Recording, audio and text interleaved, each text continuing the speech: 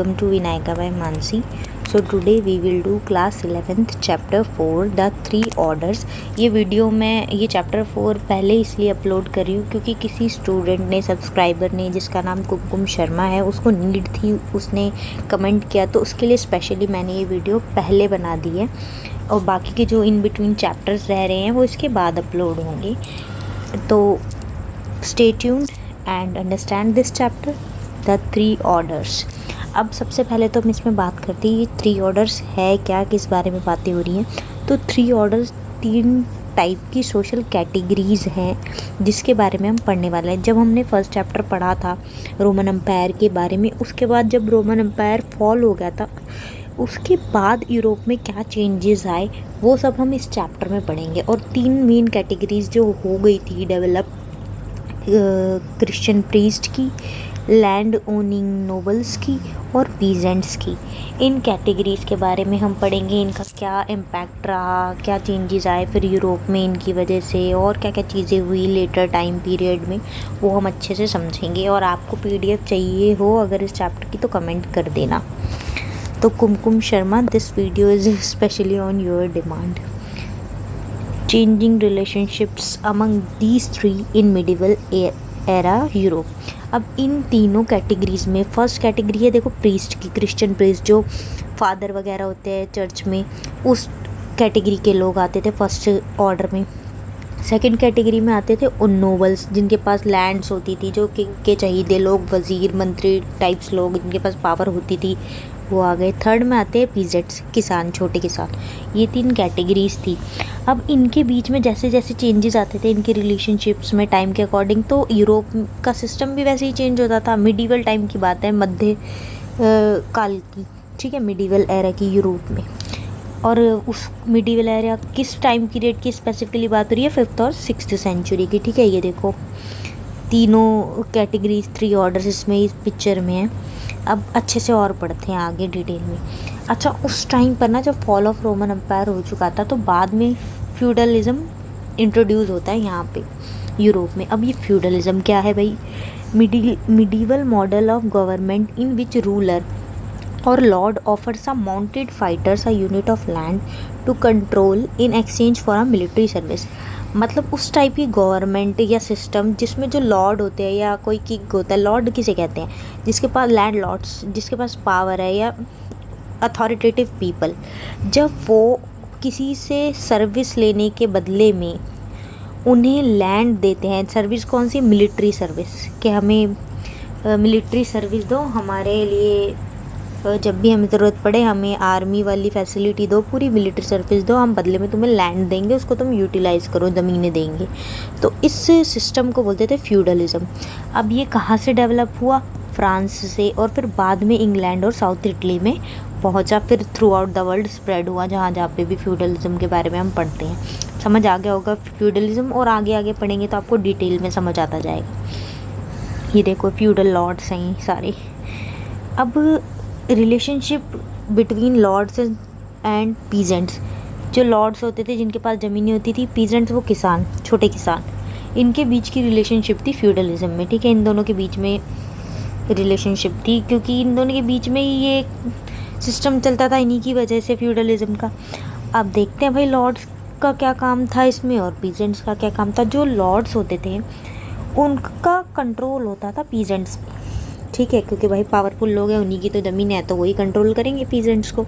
और पीजेंट्स बेचारे अपनी जो उनकी खुद की ज़मीन होती थी उसको तो कल्टीवेट करते ही करते थे, लेकिन लॉर्ड की ज़मीन भी कल्टीवेट करते थे. क्यों करते थे पता ही है आपको? वो बदले में उसको लैंड दे रहा है तो इसको सर्विस तो उसको देनी ही पड़ेगी, कभी मिलिट्री सर्विस तो कभी लेबर. वो तो कैटेगरी पे डिपेंड करता है ना किन दोनों के बीच में रिलेशनशिप है. यहाँ किसान है तो अपने टाइप की सर्विस दे पाएगा. उनने दी labour services to lords in exchange of military protection from lords. अब पीजेंट्स उसको उसकी लैंड पे, उसकी ज़मीन पे खेती कर रहे हैं, काम कर रहे हैं, और बदले में क्या मांग रहे हैं कि हमें प्रोटेक्शन चाहिए, जो कि प्रोटेक्शन तो यही कर सकते हैं ना, पावरफुल लोग हैं लॉर्ड्स, इन्होंने प्रोटेक्शन दी पीजेंट्स को, ठीक है. और बदले में उनसे क्या मांगा कि हमारे लिए काम करो हमारी ज़मीन पे. वो बेचारे किसान अपनी ज़मीन पे भी काम करते और लॉर्ड की ज़मीन पे भी, ठीक है. ऐसा कुछ सिस्टम था फ्यूडलिज्म में. अब फ्यूडलिज्म सिर्फ इकोनॉमिक उसमें नहीं था, ये तो काम की बातचीत हो गई, इकोनॉमी की बात हो गई, ट्रेड वगैरह वाली चीज़ों में। सोशल लाइफ में भी फ्यूडलिज्म का इफ़ेक्ट था, पॉलिटिकल एस्पेक्ट भी इससे अफेक्टेड था। अब जब मेन पूरा स्टैब्लिश्ड हो गया ना फ्यूडल सिस्टम एकदम पूरा प्रॉपर फॉर्म में, वो हुआ 11th सेंचुरी में यूरोप में, ठीक है। अब इस मेन मेजर सिटीज़ जो है, कंट्रीज़ जो है फ्रांस एंड इंग्लैंड, उसके बारे में हम डिटेल में बात करेंगे, अच्छे से समझेंगे इसको। ये शॉर्ट चैप्टर है, बड़ा इंटरेस्टिंग है, बहुत सारे फैक्ट्स इसमें, ध्यान से बस सुनना। अब फ्रांस की बात करते हैं। देखो, गॉल एक जगह थी रोमन एम्पायर में, ठीक है, गॉल।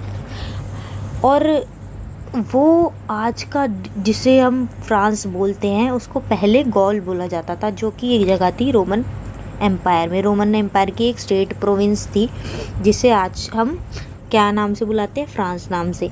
अब फ्रांस नाम कैसे पड़ा? जो जर्मनिक ट्राइब्स थी, फ्रैंक्स, मैंने बताया था ना रोमन एम्पायर वाले चैप्टर में, जर्मनिक ट्राइब्स ने बाद में कब्ज़ा कर लिया था, तो यूरोप उसके अंडर में आ गया था, तो वो फ्रैंक्स बंदे थे, उन्होंने ये नाम दिया फ्रांस, ठीक है। अब गॉल प्रोविंस बन गई है फ्रांस लेटर टाइम पीरियड में। और फ्रॉम 6th सेंचुरी, इसको 6th सेंचुरी से किसने रूल करना शुरू कर दिया? फ्रेंच किंग्स ने, फ्रांस के राजाओं ने। और जो कि कौन सा रिलीजन फॉलो करते थे? क्रिश्चियनिटी, तो मोस्टली क्रिश्चियंस थे वो, ठीक है। तो इससे हमें ये पता चल रहा है लेटर पीरियड में, मिडिवल एरा यूरोप में क्रिश्चियनिटी थी, फ्यूडल सिस्टम था, लॉर्ड और पीजेंट्स के बीच में रिलेशनशिप थी। ये चीज़ आपको समझ आ गई है ना। और भी डिटेल्स हम पढ़ने वाले हैं। फ्रेंच किंग्स थे जो रूल कर रहे थे। और in 800 the pope 3 gave the king Charlemagne, I might be wrong in pronunciation but it is written correctly, Charlemagne the title of holy Roman emperor to ensure his support. एक बंदा था pope 3, ठीक है। अब ये कौन बंदा था वो भी बताऊंगी। इसने जो उस टाइम पे किंग था, किंग चार्लेमैग्ने, इसको क्या टाइटल दिया? Holi Roman emperor. Holi Roman emperor, पहले तो रोमन एम्पायर बोलते थे सिर्फ रोमन एम्पायर को, अब होली, उसको एक सेक्रेड टाइटल दे रहे हैं। जैसे होली किसी एक बड़ी पवित्र चीज़ को बोला जाएगा ना, रिलीजन से रिलेटेड चीज़, होली। होली रोमन एम्परर, इसको देखो ये ताज पहना रहा है, इसने इसको ये टाइटल दे दिया। क्यों दिया भाई? ऐसी बिना बात तो देगा नहीं, इसको कुछ बदले में चाहिए होगा, तो उसने इसलिए दिया कि उसका मैं इसको सम्मानित करूँगा इस टाइटल से, तो मुझे सपोर्ट देगा बदले में। तो किंग का सपोर्ट तो भाई चाहिए ही होता है ना लोगों को। तो इस इंसान ने, अब ये कौन सा इंसान हो गया भाई इतना इम्पोर्टेंट जो किंग को ही टाइटल देने लगा? इसकी भी तो कुछ पावर होगी। तो ये रूलर था पापल स्टेट्स का, बाइशॉप ऑफ रोम, रोम का बाइशॉप था और रूलर था पैपल स्टेट्स, ये भी जगह है, उनका रूलर था। और बाइशॉप क्या होता है वो मैं अभी बताती हूँ आपको। तो इस बंदे ने इस किंग को ये टाइटल दे दिया। अब जब जाके होली रोमन एम्पायर बना, रोमन एम्पायर पहले वाले को बोलते थे, एंशियंट रोम को, फिर विद टाइम ये नाम क्या चेंज हो गया? होली रोमन एम्पायर में, ये पोप 3 की वजह से, ठीक है। अब बाइशॉप क्या होता है ये बता देती हूँ, जो कि ये पोप 3 था। Bishop is a clergyman having spiritual and administrative authority appointed in Christian churches to oversee priest or minister। मतलब वो क्लर्जी मैन था जिसको स्पिरिचुअल और एडमिनिस्ट्रेटिव पावर थी, जिसके पास, जो चर्च में अपॉइंट किया जाता था, देखता था कि सारे प्रीस्ट जो भी पंडित वगैरह, पादरी वगैरह है और मिनिस्टर से कैसे काम करे, समहाउ कंट्रोल करता था।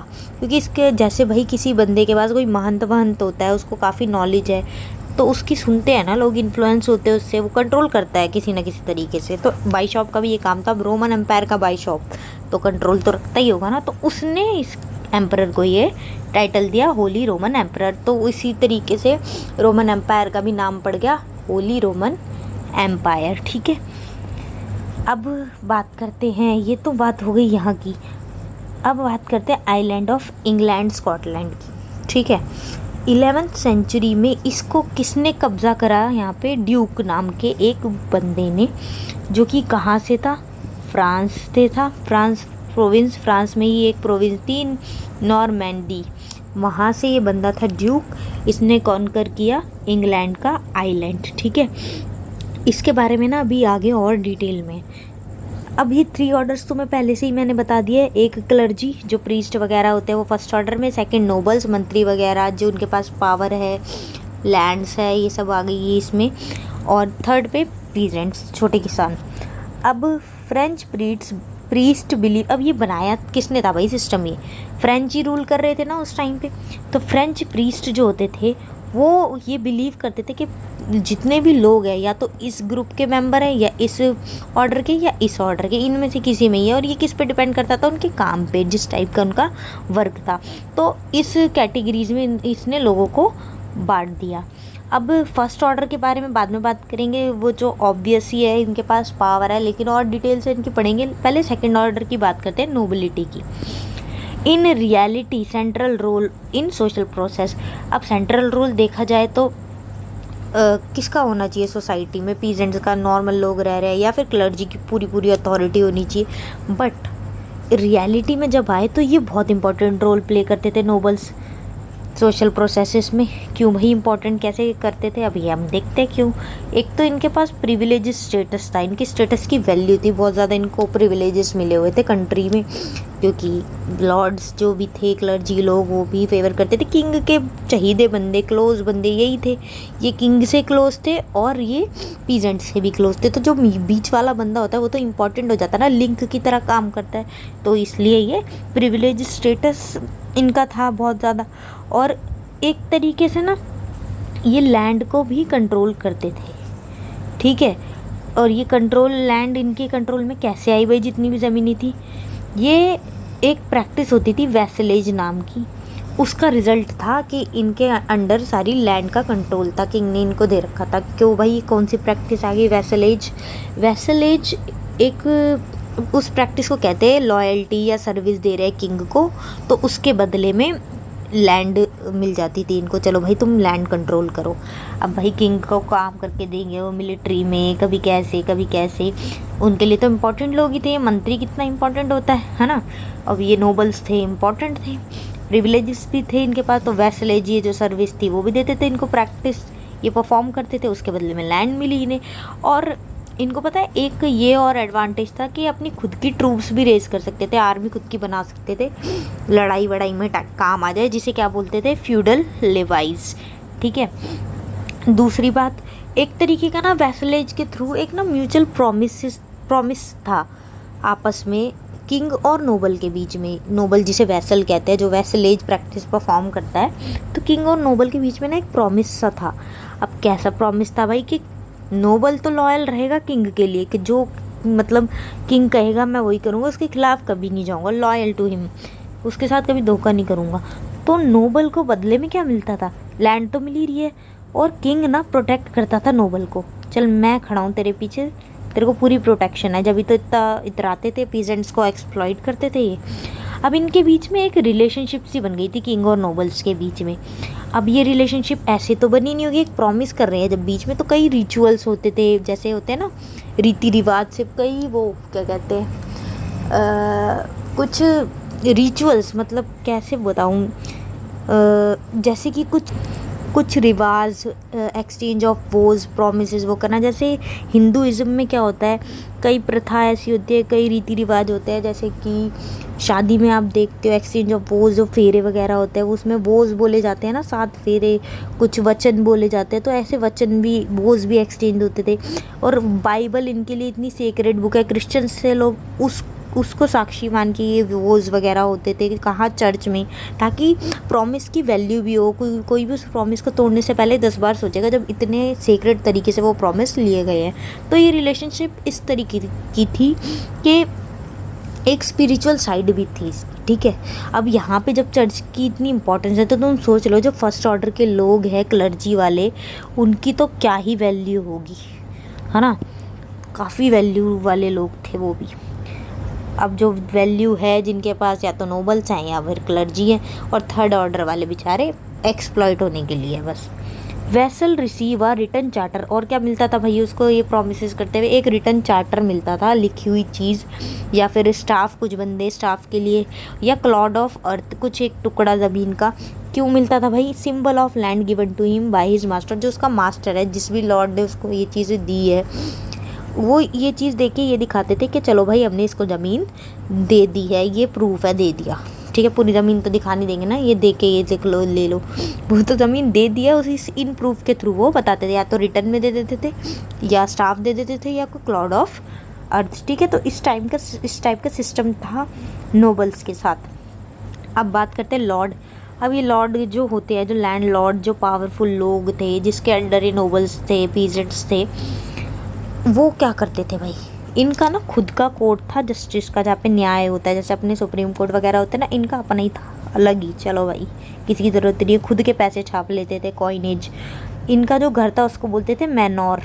ठीक है, और ये विलेजेस, इसकी इनके अंडर बहुत सारे विलेजेस आते थे जिनको ये कंट्रोल करते थे। तो और ये जो मैनोर था, ये जो सिस्टम था, इसी से मैनोरियल एस्टेट सिस्टम चलता था लॉर्ड्स की वजह से। अब मैनोरियल एस्टेट में क्या होता था भाई, जितने भी पीजेंट्स वगैरह होते थे ना, सारे यहाँ आके काम करते थे लॉर्ड्स के लिए। अब क्या क्या काम करते थे ये देखते हैं, ये तो हमें पता ही नहीं, इनके अंदर बहुत सारे विलेज आ रहे, अथॉरिटी चलाते हैं, अपना कंट्रोल चलाते हैं उन पर, क्योंकि ज़मीनें देते हैं किसान को, बदले में उनसे काम करवाएंगे ही करवाएंगे।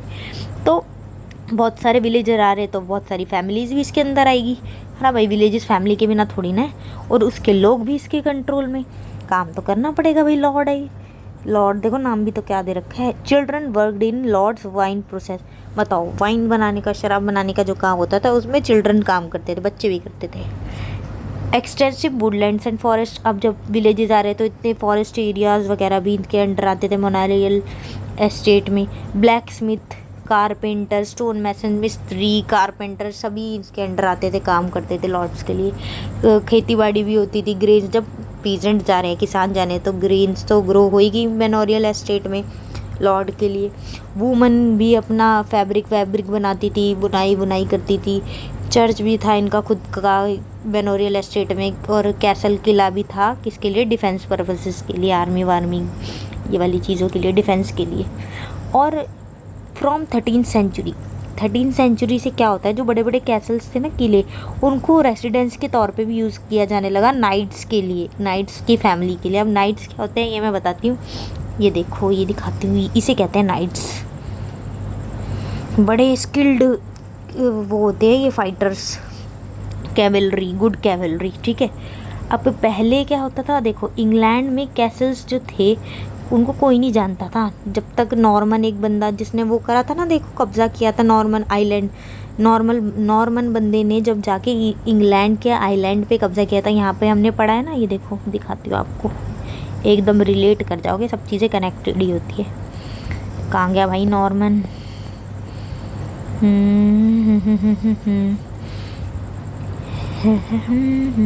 ये आइलैंड ऑफ इंग्लैंड। यहाँ पे देखो ड्यूक बंदा था जो नॉर्मैंडी जगह से था, तो नॉर्मन हो गया ये। तो नॉर्मन बंदे ने कब्ज़ा करा था इंग्लैंड पे। तो इंग्लैंड में ना पहले जो कैसल्स वगैरह होते थे, किले वगैरह, इनको कोई ना वैल्यू नहीं थी, जानता नहीं था कि भाई किस ये किले हैं, लोगों को पता नहीं था इस बारे में बहुत ज़्यादा। ठीक है, इम्पोर्टेंस नहीं पता थी इसकी। लेकिन बाद में ये बन गए पॉलिटिकल एडमिनिस्ट्रेशन के सेंटर, मतलब जितने भी पॉलिटिकल डिसीजंस होते थे, अपनी अंडर जगहों को जो कंट्रोल करते थे लोग, अथॉरिटी वाले, वो यहाँ आके चीज़ें डिस्कस करते थे, यहाँ आके डिसीजंस लेते थे। और मिलिट्री पावर वगैरह सारी यहाँ पे थी प्रेजेंट अंडर फ्यूडल सिस्टम के अंडर। पहले तो नहीं था, जब नॉर्मन्स आए तभी ये सिस्टम भी आया इंग्लैंड में, तो ये सब चीज़ें उस टाइम की है। अब नाइट्स कौन थे, ये मैंने बताया ना, स्पेशल स्किल्ड कैवलरी, ये army man. Frequent wars in 19th century. अब इनकी ज़रूरत क्यों पड़ गई भाई, क्योंकि बार बार लड़ाइयाँ होती थी 19th सेंचुरी में यूरोप के अंदर, तो उनकी ज़रूरत पड़ी। ठीक है, और ये एक लॉर्ड से ज़्यादा लॉर्ड के लिए भी काम कर सकते थे, बट जब दोनों में से ये चूज़ करने की बात आएगी तो ये पहला जो इनका खुद का लॉर्ड है उसी के लिए लॉयल्टी दिखाएंगे। न्यू सेक्शन ऑफ पीपल भी बन गया ये भाई। पहले हम नाइट्स की तो बात कर ही नहीं रहे थे, पीजेंट्स थे, क्लर्जी थे, नोबल्स थे, अब नाइट्स भी आ गए हैं भैया। ठीक है, लॉर्ड्स के अंदर होते हैं, ये लिंक्ड होते हैं लॉर्ड से, तो हमें पता ही है उनके अंडर हो रहे हैं, तो उन्हीं की प्रोटेक्शन के लिए यही। और इनको बदले में क्या मिलती थी भाई, रेगुलर नहीं, इनको नहीं मिलती थी, ये देते थे। देखो अभी बताती हूँ पूरा सिस्टम। लॉर्ड से लिंक्ड थे, gave piece of land called फ्लैफ। अब जो लॉर्ड्स थे बदले में भाई इनको प्रोटेक्शन मिल रही है, लॉर्ड्स इनको देते थे ज़मीन का एक टुकड़ा, छोटा नहीं होता था, बड़ा ही होता था, जिसे बोलते थे फ्लैफ। अब इतना बड़ा होता था ना कि could be inherited including house and other establishment. उसमें घर भी होता था और भी अलग अलग इस्टेब्लिशमेंट होती थी, जैसे कि वाइन प्रेस, ठीक है, वाटर मिल होती थी, और वो और भी अपने डिपेंडेंट्स के लिए हाउस बनवा सकता था। इतनी ज़मीन वो होती थी, अच्छी खासी ज़मीन मिलती थी। फ्लैफ जिसे ये बोलते, लॉर्ड ये दे देता था इनको, और जिसका नाइट को दिया, अगर वो मान लो मर गया तो उसका जो बेटा है वो उसका फिर मालिक हो जाएगा, मतलब उसको मिल जाएगी वो। तो इनहेरिटेंस चलती थी इसमें, ठीक है, इनहेरिटेड कर लेते थे वो एक दूसरे की, ये जो थी क्या कहते हैं, फ्लैफ, ठीक है, मिलती थी लॉर्ड से, इनहेरिट करते थे। अब ये सब मिल रही है तो भैया और क्या ऐसे इतनी आसानी से मिल जाएगी? इतने अच्छे अच्छे प्रिविलेजेस मिल रहे, रहने के लिए घर, इतनी ज़मीन हुए, स्टेटस भी बड़ा सही, पूरे गवर्नमेंट सर्वेंट बने हुए बैठे थे ये तो। और ये लेकिन ना रेगुलर फीस देते थे, किसको देते थे? लॉर्ड को देते थे, बताओ, फीस दे रहे थे। अब रह रहे हैं भैया, कुछ तो देना ही पड़ेगा ना। Promised to fight for him in war in exchange of, अब और ये भी प्रॉमिस करते थे कि लॉर्ड को जब भी ज़रूरत पड़ेगी ना लड़ाई में, जंग में जाने की, तो हम लड़ेंगे उसके लिए, जब तो लॉयल्टी प्रूफ होगी, वरना किस बात की लॉयल्टी। और फीस भी देते थे, और बदले में देखो ये सारे प्रिविलेजेस से ठाट बांटते रहते थे उस टाइम पे। अब 12th सेंचुरी में ट्रैवलिंग बार्ड्स भी थे, वो बड़े पॉपुलर थे, जिन्हें मिन्स्ट्रल्स बोलते थे। अब ये कौन आ गए भाई?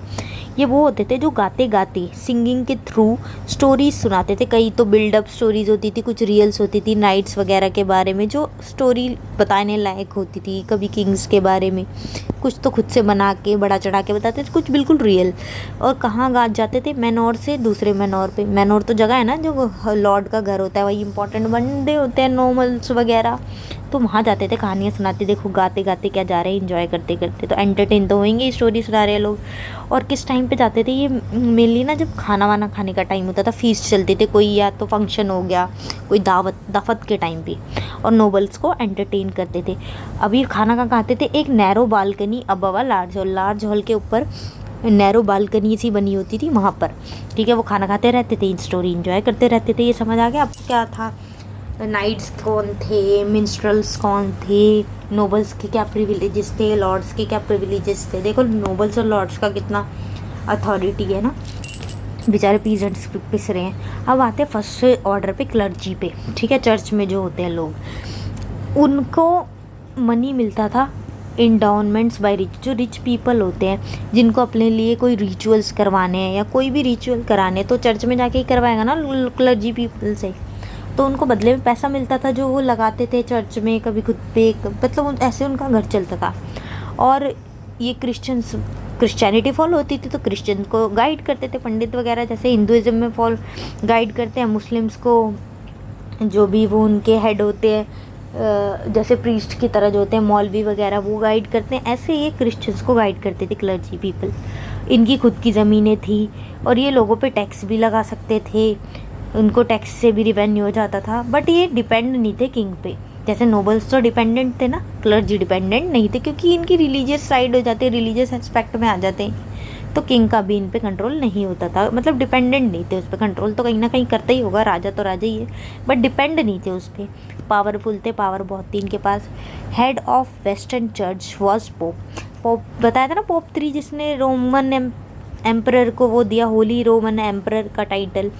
अब हेड कौन होता था? वेस्टर्न चर्च, वेस्टर्न साइड पे जो चर्च था उसका हेड था पोप, जो कि कहाँ रहता था? रोम में, ठीक है, वहाँ रहता था। देखो कनेक्टेड हो रही होगी चीज़ें आपको। Got 10th share of what ever peasants produce called थे। अब जो किसान कुछ भी प्रोड्यूस करते थे अपनी ज़मीनों पे या कैसे भी, उसका 10%, 10th पार्ट ये उन्हें क्लर्जी को देना पड़ता था, जिसे एक टैक्स की तरह ही हो गया, जिसे बोलते थे टिथे, ठीक है, टिथे बोलते थे उसको। ये टिथे भी लेते थे भाई। Not everyone can become priest, लेकिन हर कोई क्या प्रीस्ट बन सकता था? अच्छा, क्लर्जी में आते कौन कौन से लोग थे? बाइशॉप्स जो हमने पढ़े वो प्रीस्ट वही हो गए, क्लैरिक्स जो वैसे और काम करते हैं चर्च में वो बंदे, ये सारे क्लर्जी क्लास में आते थे फर्स्ट ऑर्डर में। रिलीजियस नोबिलिटी भी हो गई, वही हो गई ना, नोबल्स तो अलग हो गए दूसरे वाले, ये इनको रिलीजियस नोबिलिटी भी बोलते थे बाइशॉप्स को। और ये बड़े बड़े पैलेसेस में रहते थे, भाई पावरफुल लोग हैं तो रहेंगे भी तो अच्छी तरह, पैसा भी इनको खूब अच्छा खासा आ रहा है, किंग पे डिपेंडेंट भी नहीं, बड़े बड़े घर थे इनके। Not every one can become priest, और हर कोई ना प्रीस्ट नहीं बन सकता था। क्यों भाई, एक तो ये कंडीशन थी जो भी प्रीस्ट है वो शादी नहीं करे, को कुड नॉट मैरी भाई। और जो सर्व्स है, सर्व्स कौन होते थे, जो सर्विस देते थे बिना बात बिना पैसों के, सर्विस बेचारे नौकर टाइप्स, वो भी नहीं बन सकते भाई प्रीस्ट। और वुमन भी नहीं बन सकती थी। सर्व्स क्यों नहीं बन सकते, तो क्योंकि वो फिजिकली चैलेंज होते थे जो, ठीक है, वो नहीं बन सकते थे। इम्पॉर्टेंट प्रैक्टिस क्या थी ये क्लर्जी क्लास की, फॉर्मल कस्टम परफॉर्म करना of feudal elites of church. मतलब उस टाइम पे ना जो बहुत ज़्यादा महत्वपूर्ण काम माना जाता था वो था जो भी कस्टम्स होते हैं, जो रीति रिवाज चले आते हैं उसको करना, परफॉर्म करना, वो क्लर्जी लोग ही करेंगे। इतनी जो चर्च वर्च रिलीजियस वर्क है ये फ्यूडल एलिट्स के लिए, जो भी रिच बंदे होते थे फ्यूडलिज्म में, जैसे लैंडलॉर्ड्स वगैरह, उनके लिए जो काम करते थे, ये प्रैक्टिस बड़ी इंपॉर्टेंट मानी जाती थी। अब लॉर्ड वर्ड ही क्यों यूज़ होता था गॉड के लिए बताओ, और या लॉर्ड ये दूसरों को भी बोल रहे हैं, तो एक कनेक्शन देखो। नॉर्मल लोग है जो, जिस इंसान जिसके पास इतनी पावर है, लैंड है, जो कंट्रोल कर रहे हैं पीजेंट्स को, लोगों को, उनको भी लॉर्ड नाम से बुलाया जा रहा है और गॉड को भी लॉर्ड नाम से बुलाया जा रहा है। तो एक तरीके से एग्जाम्पल है जो शो करता है रिलीजियस एंड ले world of feudalism shared many customs and symbol. कई ऐसे नाम जो रिलीजियस वर्ल्ड भी में भी यूज़ होते हैं और नॉर्मल फ्यूडलिज्म वाले वर्ल्ड में भी यूज़ होते हैं। ये चीज़ें कॉमन थी कि काफ़ी चीज़ें दोनों एक दूसरे में शेयर करते थे, ये उसका एक एग्जाम्पल है। और मॉन्क्स के बारे में बात करते हैं। मॉन्क्स क्या थे, मॉन्क्स तो पता ही है ना आपको, ये देखो जो होता है ना बुद्धिस्ट मॉन्क्स, तो आपने देखे ही होंगे, उसी टाइप के वहाँ पे यूरोप में मॉन्क्स थे जो बिल्कुल ही दुनियादारी से परे, मोह माया से परे अपना जीवन बिताते हैं मोनेस्ट्रीज में जाके। डीपली रिलीजियस पीपल, बहुत ज़्यादा रिलीजियस पीपल होते थे, धर्म से जुड़े हुए बहुत ज़्यादा धार्मिक लोग, ये रहते थे बहुत दूर जाके, आइसोलेटेड लाइफ। नॉर्मल लोग जहाँ पे बसे हुए होते थे उनसे अलग ज़िंदगी, आइसोलेटेड, उनसे दूर, अकेले में, मतलब अपने ही ग्रुप के साथ, जो सिर्फ पूजा पाठ भक्ति इस टाइप के कामों में रहते थे। इनका काम होता था प्रेयर करना, पढ़ना और अपना मैनुअल काम करना, जो भी काम काज जिनको होते थे इनके लिए वो काम करते थे ये।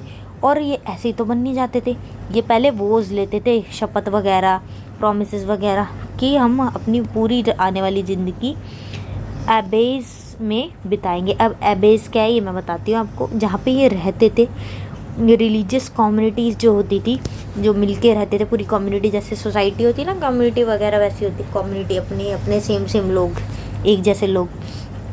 तो उस रिलीजियस कम्युनिटीज़ को क्या बोलते हैं, एबेज, जहाँ पे ये रहते थे, या फिर मोनेस्ट्रीज़।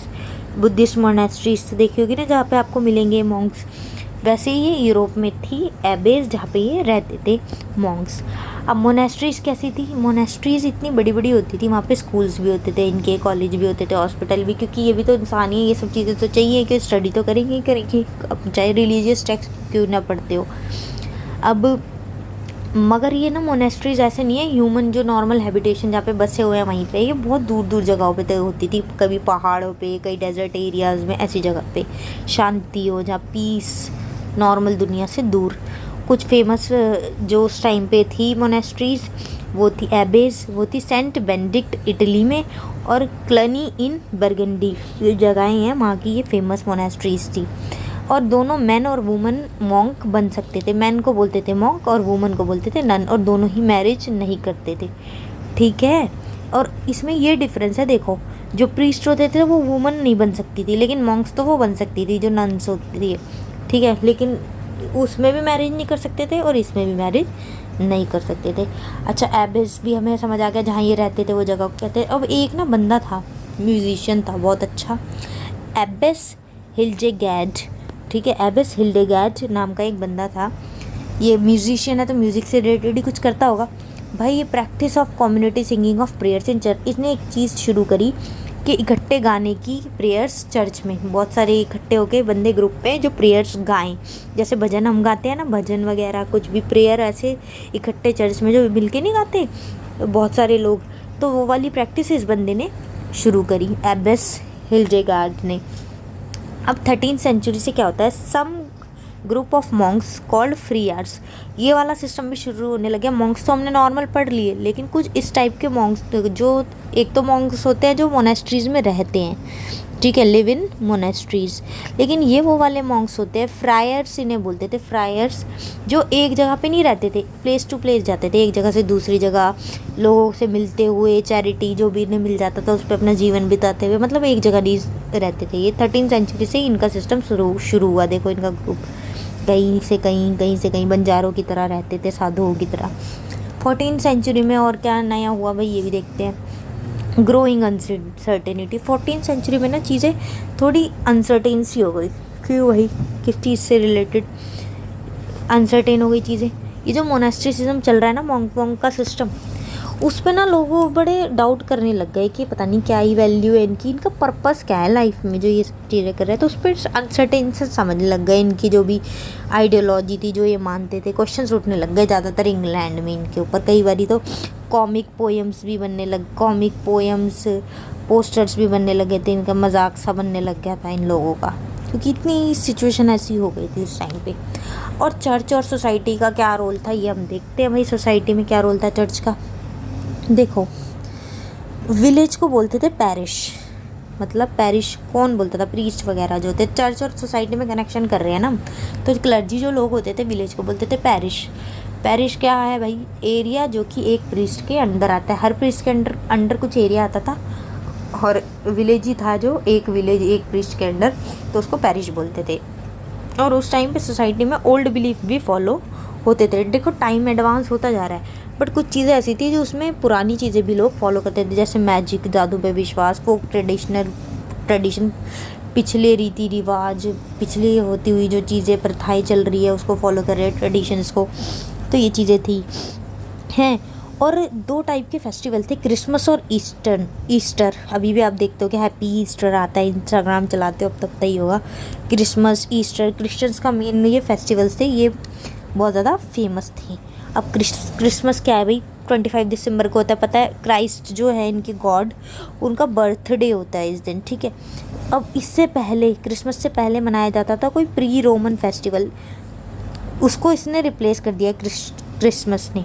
अभी प्री रोमन फेस्टिवल जो भी था ये कौन डिसाइड करता था, किसके अकॉर्डिंग डिसाइड होता था, सोलर कैलेंडर जो सन के अकॉर्डिंग बना होता है, उससे डेट कैलकुलेट होती थी कि इस दिन फेस्टिवल है, तो ये फेस्टिवल उस दिन मनाया जाता था प्री रोमन पुराने टाइम का, जिसको रिप्लेस किया क्रिसमस ने।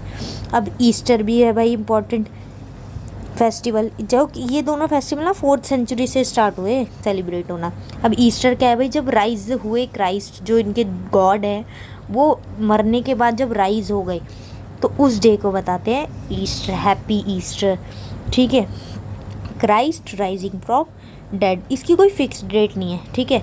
और जो ओल्ड क्योंकि इसने रिप्लेस किया स्प्रिंग को, वसंत ऋतु, जब फसलें कटती है तो स्प्रिंग, वसंत स्प्रिंग सीजन जो होता है ना, जब फसलें कटती है, replaced old festival of spring. पहले ये वाला फेस्टिवल होता था और अब इसको किसने रिप्लेस किया, ईस्टर ने। जो ये किस कैलेंडर पे बेस्ड होके डिसाइड होती थी इसकी डेट, लूनर क्या बोल रही हूँ आज मैं, फंबल बहुत कर रही हूँ, लूनर कैलेंडर, जो कि मून के अकॉर्डिंग कैलेंडर बना होता था उसके बेसिस पे, तो उससे डिसाइड होती थी इसकी डेट। और उस टाइम पे सोसाइटी में पिलग्रिमेजेस भी होती थी, जैसे धार्मिक यात्राएं होती है ना, जाते हैं यहाँ पे यात्राएं करते हैं, तो धर्म से रिलेटेड, तो वो कहाँ पे जाते थे भाई यात्रा करने, जहाँ पे मर गए हैं जो कुछ इंपॉर्टेंट पर्सनालिटी, रिलीजियस पर्सनालिटीज़, उनकी श्राइन्स देखने।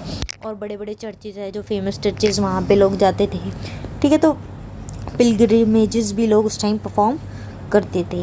हॉलीडेज़, ये जो भी फेस्टिवल है उस दिन छुट्टी होती थी, उस दिन कोई भी पेजेंट काम नहीं करता था, छुट्टी है भाई क्यों काम करेगा, उस दिन बस प्रेयर्स होती थी, मज़े करते थे, खाना पीना करते थे, दावतें होती थी। तो ये ऐसी सोसाइटी थी उस टाइम पे, ठीक है। अब थर्ड ऑर्डर की बात करते हैं। अब किसान बेचारे फ्री और अनफ्री। अब कुछ लोग ऐसे थे जो फ्री थे और कुछ थे अनफ्री, जो कि किसी ना किसी का बड़ा तगड़ा कंट्रोल होगा, जो एक्सप्लॉयटेशन होगी। ये देखो कैसे रहते थे, देखो इसमें तो काम ही कर रहे हैं बेचारे, काम ही करते रहते थे बस। 2 हॉलीडे पे छुट्टी मिलती थी बस, फेस्टिवल्स पे। अब कल्टीवेटर्स, खेती करने वाले जो थे, दो तरीके के। एक तो फ्री प्रीजेंट्स, किसी का कंट्रोल नहीं था इन पे बहुत ज़्यादा, और एक होते थे सर्व्स। सर्व्स मैंने पहले भी बताया ना अभी, जो नौकर टाइप्स हो गए, सर्विसेज देते हैं लॉर्ड को और पैसे बदले में कुछ नहीं मिलता। ठीक है, काम ही सर्व करना है इनका, सर्व्स उसी से नाम डराइव हुआ है। अब पीजेंट की जो फैमिली होती थी किसानों की, 3 से ज़्यादा दिन हफ्ते में ना इनको लॉर्ड के एस्टेट, जो हमने पढ़ा था ना, ये क्या नाम था उसका, लॉर्ड के एस्टेट का जो मैंने घर का जो मैंने नाम बताया, उस जगह पे ये इनको काम करना ही होता था। हफ्ते में 3 दिन निकालते थे बेचारे कि अब तो हमें वहाँ पे काम देना ही पड़ेगा। अब फिर बाकी के बच्चे दिन अपना काम करते थे और ये जो भी आउटपुट देते थे, लेबर रेंट उसे बोलते थे, जो डायरेक्टली जाता था लॉर्ड को। ठीक है, और बाकी कुछ ऐसे भी काम होते थे जिनके लिए इसको बदले में कुछ नहीं मिलता था, अनपेड पेमेंट भी नहीं मिलती थी इनके किसानों को, वो भी इन्हें करने पड़ते थे लॉर्ड के लिए, जैसे कि डिगिंग डिचेस, खोदना गड्ढे। ठीक है, और फायरवुड कलेक्ट करना, लकड़ियाँ जलाने के लिए आग, वो कलेक्ट करते थे, इकट्ठा करते थे। और बिल्डिंग फेंसेस, जो भी फेंस बनाते हैं ना बचाव के लिए, वो ये बनाते थे। और रोड एंड बिल्डिंग रिपेयर करते थे, मतलब ये सब काम ये फ्री में करते थे, बताओ। और टेले नाम का एक डायरेक्ट टैक्स होता था जो किंग लगाता था पीजेंट्स पे, किसानों पे, वो भी ये देते थे थर्ड ऑर्डर वाले लोग मेनली। ठीक है, सर्व्स मैंने बता दिया ना आपको कौन थे, जो सर्व ही करना इनका काम था, कुछ बदले में मिलता भी नहीं था इनकी। और इतना बुरा हाल था इनका तो कि ये एस्टेट को ना छोड़ भी नहीं सकते थे लॉर्ड की परमिशन के बिना, जहाँ पे ये काम करने जाते थे लॉर्ड के घर पे ये हैं, वहाँ पे जब तक लॉर्ड अलाउ नहीं करेगा ये छोड़ के नहीं जा सकते। Could use only their lords mill, और जो लॉर्ड की मिल है, जो भी उसकी एसेट्स है, जो भी उसका सामान है, वो यूज़ कर सकते थे बस किन चीज़ों के लिए, या तो खाना। अब जब इन्हें पैसे नहीं मिल रहे, कुछ नहीं मिल रहा, बस खाना ही मिलता होगा जब भी तो काम करेंगे, तो अपना खाना बनाने के लिए उनके सामान को यूज़ कर लेते थे। ओवन यूज़ कर लेते थे ब्रेड बेक करने के लिए, वाइन प्रेस यूज़ कर लेते थे वाइन एंड बियर के लिए। तो मतलब बस बेचारे ऐसे ही जीते थे, ये सब मिल जाता था, पेट भर जाता था, बाकी काम ही करते रहते थे। और ये तक बताता था लॉर्ड की किससे शादी करनी है, बताओ। Decided by lord whom to marry, he might give his blessing. और कभी कभी ऐसा होता था जब वो किसी सर्फ की चॉइस की शादी करनी हो, सर्फ को अपनी पसंद से शादी करना चाहता हो, तो ब्लेसिंग दे देता था लॉर्ड कि चलो जा तू अपने मन की मर्जी कर ले, जा तेरे को ब्लेसिंग दे दी मैंने। लेकिन क्या ऐसे ही कर देगा वो, नहीं, पेमेंट करनी पड़ती थी उसको लॉर्ड को, पैसे फीस देते थे सर्फ, फिर अपनी पसंद से शादी करते थे। तो बेचारे कहते रहते थे, सर्वेंट्स ही हैं। अब बात हो गई, अब आते हैं इंग्लैंड में स्पेसिफिकली। इंग्लैंड का नाम इंग्लैंड कैसे पड़ा भाई, ये वेरिएंट ऑफ एंग्ले लैंड, एंग्ले जो लोग थे उनकी लैंड थी, उससे निकल के ये नाम पड़ा इंग्लैंड। अब एंग्लेज एंड सैक्सन्स लोग थे जो सेटल्ड हुए यहाँ पे इस एरिया आइलैंड में 6th सेंचुरी में। पहले तो हमने देखा ना, वो नॉर्मैंड लोग जो थे, नॉर्मैंडी जगह का ड्यूक जो बंदा था, उसने इस पे कब्ज़ा किया, कॉन्कर किया इंग्लैंड आइलैंड को। तो और एंगल्स और सेक्शंस जो लोग थे वो भी यहाँ पर आके सेटल हुए, कब, 6th सेंचुरी में। और ये बंदे कहाँ से थे, सेंट्रल यूरोप से थे। ठीक है, तो इसके बेसिस पे नाम पड़ा एंग्ले लैंड, क्योंकि ज़्यादातर एंग्ले वाले लोग थे, तो इंग्लैंड नाम पड़ गया। 11th सेंचुरी में जो ड्यूक की हमने बात करी, उसने किसको, ये जो सैक्सन किंग था, पहले की बात हो रही है, मतलब ड्यूक बाद में आया, सैक्सन किंग जो था इसको हरा दिया किसने, ड्यूक ने, जब भी तो कब्ज़ा करेगा, ड्यूक ने इसको हरा दिया, जो पहले किंग था सैक्सन किंग 11th सेंचुरी में। ठीक है, ये रहा देखो विलियम ड्यूक जी, बड़ा बहादुर था भाई। अब इतनी पावरफुल जगह है इंग्लैंड, उस पे कंट्रोल है, कंट्रोल किया था इसने। अब ये क्या करता था, made lords chief tenants of king, मतलब लॉर्ड्स को किंग के अंदर, मतलब काम करना, किंग के अंदर लॉर्ड्स को काम करना पड़ता था, किंग और लॉर्ड करेक्टेड रहते थे। ये सिचुएशन, ये सिस्टम इसने स्टार्ट किया, विलियम ड्यूक ने। ऑब्लाइज्ड, और जो लॉर्ड होते थे वो उनको ना कुछ नाइट्स जो हमने देखे थे ना अभी, स्किल्ड वाले जो वो होते थे, army man, soldiers, skilled soldiers, बहुत ज़्यादा शार्प, वो वाले नाइट्स देने पड़ते थे लॉर्ड को। ठीक है, किंग को देने पड़ते थे, लॉर्ड्स देते थे। इन्हीं का कंट्रोल था पहले तो भाई लॉर्ड्स का, तो ये देते थे इसको। Had land mapped and distributed in sections to 180 Norman nobles who had migrated with him. और इसकी जो भी, ये जो बंदा था इतना समझदार था, इसने ना ज़मीनें भी नापी हुई थी, मैप बनाया हुआ था पूरा, कितनी कितनी ज़मीन है, क्या है, कैसे है। उसको बांटता था ये वो जो भी नॉर्मन नोबल्स थे, इसके अंडर भी नोबल्स मंत्री वगैरह जो होंगे ना इंपॉर्टेंट लोग अथॉरिटी वाले, उनके बीच में ये आपस में ज़मीन बांट देता था, जो कि इसके साथ ही आए थे। अभी इसने कब्जा कर लिया तो अकेला तो आया नहीं होगा, इन सबको साथ लेके आया था, माइग्रेट करा था उन्होंने भी इसके साथ, तो इनको ये ज़मीनें बांट दी थी इसने इंग्लैंड में, ठीक है। और अब बात करते हैं factors affecting social and economic relation. उस टाइम पे ऐसी क्या चीज़ें थी जिससे सोशल एंड इकोनॉमिक रिलेशन जो आपस में लोगों में थे उस पर इफेक्ट पड़ा। तो यूरोप में 3 ऐसे फैक्टर थे इंपॉर्टेंट। एक तो इन्वायरमेंट में बहुत जो भी चेंज आया उससे फ़र्क पड़ा रिलेशंस में। एग्रीकल्चर में जो टेक्नोलॉजी आई उससे चीज़ों पे फ़र्क पड़ा। और तीसरा लैंड का यूज़ किस तरीके से होता था उससे भी बहुत चीज़ों पे फ़र्क पड़ा। देखो क्योंकि मेन तो उस टाइम पे एग्रीकल्चर ही था ना, जो लोग जिस पे डिपेंडेंट थे। अब इन्वायरमेंट की सबसे पहले बात करते हैं, 5th और 10th सेंचुरी पे आते हैं, ठीक है। इस टाइम पीरियड में ना जो भी ज़मीन थी एग्रीकल्चर के लिए यूज़ करने के लिए वो बहुत लिमिटेड थी, ज़्यादा नहीं थी, ठीक है। तो जो किसान थे वो डिससेटिस्फाइड हो गए थे, सिचुएशन ऐसी बन गई थी, वो परेशान गुस्सा ऐसे थे।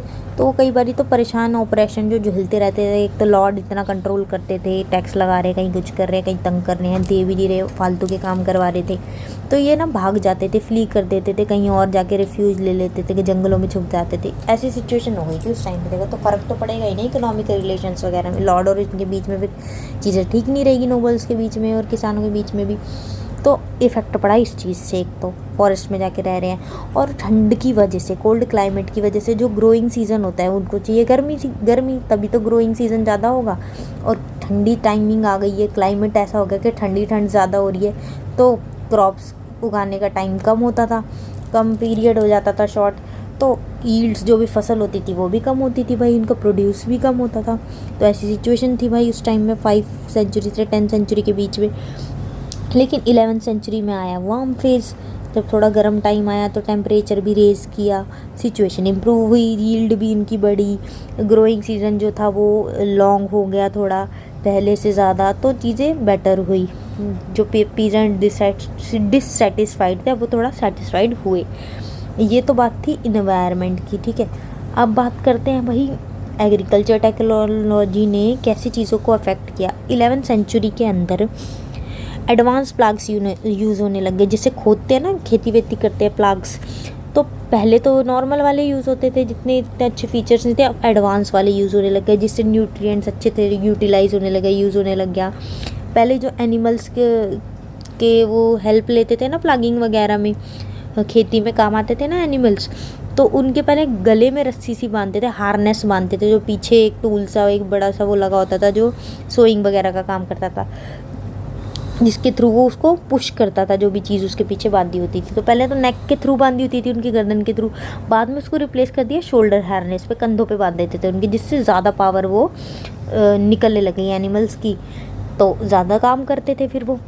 आयरन हॉर्स शूज़ जो हॉर्स होते थे उनके पैरों में लोहे की वो होती है ना नाल, वो लगा देते थे, जिससे वो फिसलने से बचते थे, फूट डिके पैर, मतलब अच्छे से तेज़ भाग पाए, कोई प्रॉब्लम ना हो फूट पे उनके, तो वो हो जाती थी, ठीक है। और विंड एनर्जी, वाटर एनर्जी का भी यूज़ होने लग गया, विंड मिल्स वगैरह बनने लग गई एग्रीकल्चर में, तो काम भी देखो, प्रोडक्शन भी बढ़ेगी जब ये चीज़ें यूज़ हो रही है, तो टेक्नोलॉजी बढ़ रही थी मतलब 11th सेंचुरी में। और लैंड का यूज़ ना पहले होता था 2 फील्ड सिस्टम में, 2 फील्ड सिस्टम चलता था पूरे साल में, 2 टाइप ऑफ फील्ड वाला सिस्टम ही यूज़ करते थे। अब आ गई 3 फील्ड सिस्टम। वो 3 फील्ड क्या सिस्टम होता है डिटेल में पढ़ते हैं, देखो बहुत इंपॉर्टेंट है। एक क्रॉप होता था ऑटम में बनाते थे, उगाते थे, ठीक है, जैसे कि वीट और राई हो गया, वो नॉर्मल कंजम्पशन के लिए। और दूसरा स्प्रिंग वाला जब टाइम आता था 1-1.5 साल बाद, तभी उगाते थे दूसरा, ठीक है, दूसरे उस पर। फिर पीस बीन्स वगैरह ये बनाते थे, उगाते थे मोस्टली सेकंड टाइम में। और तीसरी फील्ड खाली छोड़ देते थे, फैलो लैंड, जो रिपेयर होने के लिए बढ़नी हुई है, पहले वो हो चुका, अब उसको थोड़ा रेस्ट चाहिए, उसे बोलते हैं फैलो लैंड। तो थर्ड को फ्री छोड़ देते थे फील्ड को। और फिर जब दूसरी को यह है जो एग्जॉस्ट लगती थी इनको, उन्हें लगता था रेस्ट की ज़रूरत है, तो उसको फैलो बना देते थे और ये फैलो को यूज़ में ले लेते।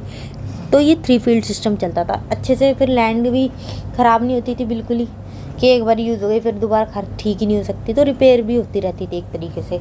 तो हर ईयर ना रोटेट होती रहती थी तीनों फील्ड, क्योंकि फैलो लैंड कभी कोई सी है तो कभी कोई सी है, तो फूड प्रोडक्शन भी बड़ी, सिचुएशन इम्प्रूव हुई। लेकिन 13th सेंचुरी में क्या होता है, पीजेंट्स फार्म साइज श्रैंक। जो पीजेंट्स के पास ज़मीनें थी, खेत वगैरह थे, उनका साइज़ कम हो गया। बट इससे एक फ़ायदा, वो कम जगह है तो वो और अच्छे से यूज़ करने लगे, वेस्टेज कम हुई। ठीक है, तो टाइम उनको और एक्टिविटीज़ के लिए भी मिला। जब जगह ज़मीन कम है, उस पर जितने हो सकता है काम दे देंगे, कर लेंगे टाइम। अब हर टाइम तो करेंगे नहीं छोटी सी ज़मीन पे काम, तो और भी चीज़ों के लिए उनको काम मिल गया इस टाइम पे आके। कुछ चेंजेस आए जो कि कॉस्टली थे। ये चेंजेस सब कोई थोड़ा ना अफोर्ड कर सकता था। विंड मिल्स, ये आयरन शूज़, बहुत सारी जो नई नई टेक्नोलॉजी, लॉर्ड्स के पास ही पैसे होते थे तो कुछ तो उन्होंने यूज़ किया, और पीजेंट्स बेचारे रह जाते थे इन चीज़ों का फ़ायदा उठाने में। फ्यूडलिज्म जो चलता था, वो सिस्टम लॉर्ड और पीजेंट्स के बीच में, वो कम हो गया। एक क्यों कम हुआ भाई, क्योंकि इकोनॉमिक ट्रांजैक्शन, ट्रेड वगैरह बढ़ने लग गए आपस में, मनी का यूज़ हो गया ज़्यादा। तो ये फ्यूडलिज्म थोड़ी चलेगा कि तुम हमें सर्विस दो, हम तुम्हें प्रोटेक्शन देंगे। अब भाई पैसे की भी वैल्यू है, पैसा दो, काम करेंगे। लॉर्ड सर्विस के बदले में अब रेंट लेना उन्होंने शुरू कर दिया। चीज़ें चेंज हो रही है ना, क्रॉप्स बिकने लग गए, और क्रॉप्स का बिकने लग गए, प्रोडक्शन होने लग गई, तो टाउन्स भी बसने लग गए, एग्रीकल्चरल प्राइजेस भी बढ़े। तो ये सारे चेंजेस आए जिससे सोशल रिलेशनशिप चेंज हुई। ठीक है, और भी जितनी रिलेशनशिप थी, इकोनॉमिक भी हो चाहे काम से रिलेटेड जो लोगों में रिलेशंस होते थे, वो भी चेंज हुए। लैंड का यूज़ तो हम बेसिकली पढ़ चुके हैं ना, पहले 2 फील्ड सिस्टम चलता था, फिर 3 फील्ड सिस्टम चला। इनिशियली पता है जो टेक्नोलॉजी यूज़ होती थी तो प्रिमिटिव पहले के टाइम की यूज़ होती थी, तो जो लेबर और मैनुअल वर्क होता था वो ज़्यादा काम में था, लोगों को ज़्यादा काम करना पड़ता था क्योंकि मशीन्स तो थी नहीं, ज़्यादा काम लेबर को ही करना पड़ता था। तो लेबर इंटेंसिव एग्रीकल्चर था। क्रॉप रोटेशन तो होती थी कि पहले ये क्रॉप उगा लिया फिर दूसरा उगा लिया, जो कि इनफेक्टिव ही रहता था। मशीन्स तो थी नहीं भाई प्रॉपर। फेमीन्स कॉमन हो गया, काल वकाल आना कॉमन हो गया था उस टाइम पे, बहुत भुखमरी से फैल गई थी, माल न्यूट्रिशन, कुपोषण वगैरह लोगों में, तो लाइफ तो पुअर हो गई, पुअर लोगों की डिफ़िकल्ट हो गई थी, गरीबों की, बेचारों की। लॉर्ड्स जो होते थे उनका काम होता था, बताओ ऐसी सिचुएशन में भी despite of all these situation, Lord क्या करते थे, उनका एक ही मोटिव होता था, हमें तो भैया इनकम कमानी, अपनी और ज़्यादा इनकम होनी चाहिए हमारी। तो एक्सप्लॉयटेशन और होती थी, पीजेंट्स परेशान होते थे, उनको फोर्स किया जाता था कि हमें काम करके दो, चलो हमारे मैनोरियल एस्टेट में आओ और अपना सारा काम, टाइम मोस्टली तो यहीं बिताओ, अपने पर्सनल काम के लिए तो तुम बाद में ही जाना, थोड़ा सा जो बचता है उसके लिए। लेकिन ये देखो पीजेंट्स जो थे इस सिचुएशन में आराम से झुके नहीं कि इतनी प्रॉब्लम के बाद भी चलो जो तुम कह रहे हो वही करते रहेंगे। डायरेक्ट तो प्रोटेस्ट नहीं कर पाते बेचारे, क्योंकि अगर करते तो वो पावरफुल लोग दबा देते। पैसिवली रेसिस्ट किया, इनडायरेक्ट तरीके से उन्होंने क्या किया, ज़्यादा टाइम ये देने लग गए अपनी खुद की लैंड पे काम करने में, और जो इनका सामान प्रोडक्शन होती थी, क्रॉप्स जो होते थे अपने लिए रख लेते थे ज़्यादातर, वरना लॉर्ड्स को देना पड़ता था। और इन्होंने जो जिन कामों के लिए इनको पैसे नहीं मिलते थे ना, अनपेड काम होते थे, सर्विसेज, वो देना अवॉइड करने लग गए ये, तो कन्फ्लिक्ट्स भी होने लग गए लॉर्ड्स के और इसके बीच में। देखो रिलेशनशिप चेंज हो रही है ना, ये सब चीज़ें हुई, तो ये फैक्टर्स तो यहाँ कंप्लीट हो गए। अब क्या है, एक 4th ऑर्डर भी आया, नए टाउन्स और टाउन्स पीपल, इसको बोलते हैं 4th ऑर्डर। जब इतनी चेंजेस आ रहे हैं तो पहले विलेज वगैरह होते तो अब बनने लग गए टाउन्स। अब टाउन्स बन रहे हैं तो वहाँ के लोगों को टाउन पीपल ही बोलेंगे, अलग टाइप की कैटेगरी आ गई है ना। देखो तो क्या ये 4th ऑर्डर इसे हम बोल सकते हैं? हाँ बिल्कुल बोल सकते हैं। देखते हैं अब स्पेसिफिकली क्या था, थोड़ी और डिटेल जानते हैं इसकी। एज अब ग्रोथ हो रही है तो चेंजेस आए और ये 4th ऑर्डर डेवलप हुआ, ये बिल्कुल लेटर टाइम में हुआ। ठीक है, बेटर फूड हो गया, देखो प्रोडक्शन हो रही है, फूड भी होगा टाउन में तो अच्छा ही होगा, पॉपुलेशन भी इंक्रीज़ हुई, और पहले जो लोगों की उम्र कम होती थी वो अब बढ़ गई, कम से कम 10 साल ज़्यादा बढ़ गई लाइफ स्पैन। लेकिन ना मोस्टली मैन की ही बढ़ी, क्योंकि वो ज़्यादा अच्छा खाना खाते थे, और वुमेन और गर्ल्स होती थी उनकी शॉर्ट ही लाइफ स्पैन थी, क्योंकि मैन भाई बेचारे तो क्या, वुमेन और वो बेचारी थी उनकी लाइफ स्पैन कम थी, ये बेटर फूड खाते थे तो इनकी लाइफ स्पैन बढ़ गई। ठीक है, ये देखो कैसे टाउन वाला सिस्टम, कैसे टाउन है, कितने अच्छे लग रहे हैं ना देखने में, मगर काम अच्छे नहीं है भाई। यहाँ पे देखो इतनी परेशान है पीजेंट्स सेलिंग सरप्लस ग्रेन, जो भी ज़्यादा उनका प्रोडक्शन हो जाता था, एग्रीकल्चर प्रोड्यूस हो जाता था, ग्रेन्स वगैरह जो बचा होता था सरप्लस, अपने काम को अपने लिए रखने के अलावा जो एक्स्ट्रा बचता था उसको ये बेचते थे जाके नए टाउन्स में। वहाँ से इनको पैसे वैसे भी मिलते थे, इनकी भी सिचुएशन इम्प्रूव हुई। तो पता है जब ये बेचने जाते थे, नए सामान भी फिर खरीद सकते थे, नए टूल्स मशीन्स भी अफोर्ड कर सकते थे, कपड़े भी अच्छे पहनते थे फिर ये हैं। तो ना नया नया कल्चर भी आना शुरू हो गया। जब पैसे आते तो चीज़ें आती हैं ना, टेक्नोलॉजी भी अफोर्ड कर रहे थे किसान, बिल्कुल लोएस्ट लेवल के जो लोग हैं वो देखो कितने चेंज हो रहे हैं, तभी तो डेवलपमेंट है ना रियल। अब पीरियोडिक फेयर्स लगने लग गए, स्मॉल मार्केटिंग सेंटर, जैसे कि वो होता है ना बाज़ार, हफ्ता बाज़ार जिसे कहते हैं, मॉल्स वगैरह, तो प्रॉपर मॉल्स तो नहीं लगे होंगे लेकिन छोटे छोटे सेंटर्स मार्केटिंग जहाँ पे व्यापार होता था, मार्केट सी लगती थी, वो बनने शुरू हो गए। और ये चीज़ें में मोस्टली कहाँ होती है, जब हम टाउन्स में जाएंगे वहीं होती है ना, विलेजेस में तो बहुत कम होते हैं ये फैसिलिटीज़ उस टाइम पे, प्रिमिटिव टाइम पे। तो टाउन के फीचर्स थे ये चीज़ें, ऐसे ऐसे टाउन बसने शुरू हो गए जिसे हम फोर्थ ऑर्डर बोलते हैं। और क्या फीचर्स थे भाई जिससे पता चले टाउन है ये। यहाँ पे पीजेंट्स फ्री थे, किसी के दबाव में नहीं थे, और जो सर्व्स वहाँ पे परेशान थे बेचारे सर्विस दे दे के, वो यहाँ आके छुप जाते थे अब टाउन में आके, क्योंकि यहाँ पे तो फ्यूडलिज्म इतना चलेगा नहीं, यहाँ तो पैसे की बातचीत है भाई, इसके पास पैसा वही ठीक है। यहाँ पे तो ट्रेडिंग व्रेडिंग चलती है, काम भी कर रहे हैं लोग आराम से, फ्री है। एक टाउन स्क्वायर, ठीक है, चर्च, रोड सब होते थे यहाँ पे। Merchants build shops and home, road के आसपास लोग अपनी दुकानें और घर भी बना लेते थे, क्योंकि काम ही वहीं पे उनका। पेमेंट होती थी वर्क के लिए, ये नहीं फ्री में काम करा रहे हो छोड़ दो। ऑफिसेज भी हो गए वहाँ पे, टाउन में ऑफिस होता था, टाउन हॉल में। जो ऑफिस में कौन जाता था, वो लोग जो टाउन को कंट्रोल करते थे, वो यहाँ पे ऑफिस उन्होंने बनाया ऐसी एरियाज़ में। और ये टाउन्स वगैरह मेनली कहाँ पे बने, कैसल जो कि किले थे बड़े बड़े उसके आसपास, ठीक है। और बिशॉप एस्टेट जो मैंने बताया ना, पोपथरी वगैरह ऐसे बंदों के जो किले थे उसके आसपास, जो सीक्रेट जगह थी उसके आसपास टाउन बसने शुरू हो गए, क्योंकि क्लर्जी की भी तो वैल्यू थी ना, उन्हीं के आसपास इन्होंने टाउन्स बसाए। Instead of service tax paid to lords, अच्छा, instead of service tax paid to lord, जो भी सर्विस होती थी पहले तो लॉर्ड्स को सर्विस देनी पड़ती थी कि चलो भाई हम काम कर देंगे आपका, अब टैक्स देना पड़ता था, चलो पैसे दे देंगे, इसके अलावा हमारी और कोई सरदर्दी नहीं है, तुम तो हमें बहुत दुखी करते हो, टैक्स ले लो हमारी जान छोड़ो। तो ये वाला सिस्टम आ गया। फ्रीडम हो गई एक तरीके से लॉर्ड के कंट्रोल से, पहले तो बहुत कंट्रोल करता था, अब फ्रीडम मिल गई है भैया। तो ये चेंजेस आए, देखो कितने टाउन वाले फोर्थ ऑर्डर में। पॉपुलर सेइंग, एक ना ये पॉपुलर सेइंग जो कहते हैं ना, कहावत सी चलने लग गई, टाउन एयर मेक्स फ्री, मतलब शहर की तो हवा ऐसी है जो हमें फ्री कर देगी वहाँ की हवा ही फ्री कर देती है लोगों को, तो town air makes free towns की। सर्फ्स जो होते थे भाग जाते थे, यहाँ पे छुपते थे, मैंने बताया अभी आपको, यहाँ पे भाग के आके लॉर्ड से बच के यहाँ आ जाते थे। क्यों? क्योंकि अगर एक ऐसा रूल था कि अगर एक सर्फ 1 साल और 1 दिन बिना उसके लॉर्ड के ढूंढे हुए उसने बिता लिए, मतलब लॉर्ड उसे ढूंढ नहीं पाया, इतना टाइम बीत गया, 1 ईयर 1 डे, तो वो फ्री माना जाएगा, फ्री मैन। तो वो यहाँ के छुप जाता था, आराम से रहता है 1 साल छुप छुपा के, फिर बाद में फ्री हो जाता था। देखो कितना प्यारे टाउन्स थे, अभी भी है।